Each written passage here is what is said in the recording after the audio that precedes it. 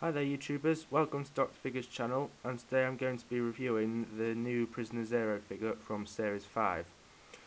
Now I got this for Christmas. I actually bought it a few months ago. It's me and my dad went out and he let me have a load of figures. I chose a load and obviously he wrapped them up and kept them until Christmas.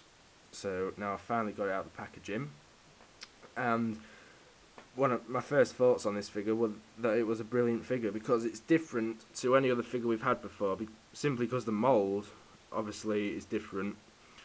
You don't have any reissued parts of figures, so it's all completely new.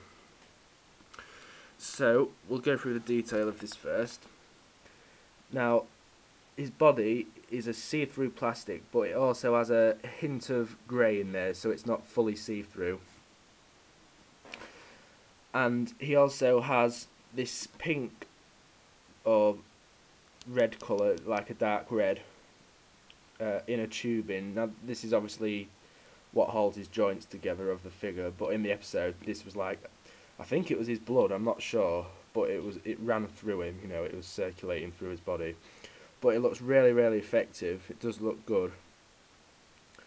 Then we've got his base. Now this is like I don't know what it's made out of really in the program. I think it's like a glue slime so it could stick onto the walls. But that's been done really good also, because we've got all the markings along there and all the splodges make it look really nice when it's standing up like that. Now we've got his head. Now this is really nice as well because we've got his teeth they're not all joined together, they are separate. And they've been painted really nice. There's no paint leakages, because usually if we've got little things like this, there's paint going off everywhere, but not in this case. It's been painted really nicely. And we've also got his tongue in there, which I didn't realise was there. I thought it would just be painted onto his bottom jaw, but it's not. It's a different part of the sculpt, which is nice. And we've got his glowing green eyes, lime colour, I'd say. The texture of the figure isn't smooth, it's a bubbly skin design on it, so that's really nice. Now for articulation, we've got 4 points of articulation.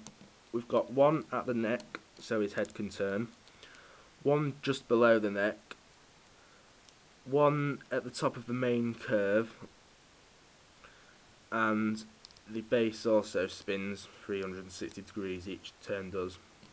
And so that's the only articulation on him, but what other articulation could you have really?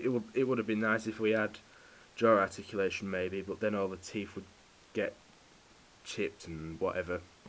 So yeah, I think that articulation is really nice, it suits the figure really well. I think any more articulation would have probably ruined it in my opinion. So now for the standability, it's not amazing. I've had to hold this figure all the way through the review. I just have to lower the camera. You have to turn it to a place, I can't think where it was now.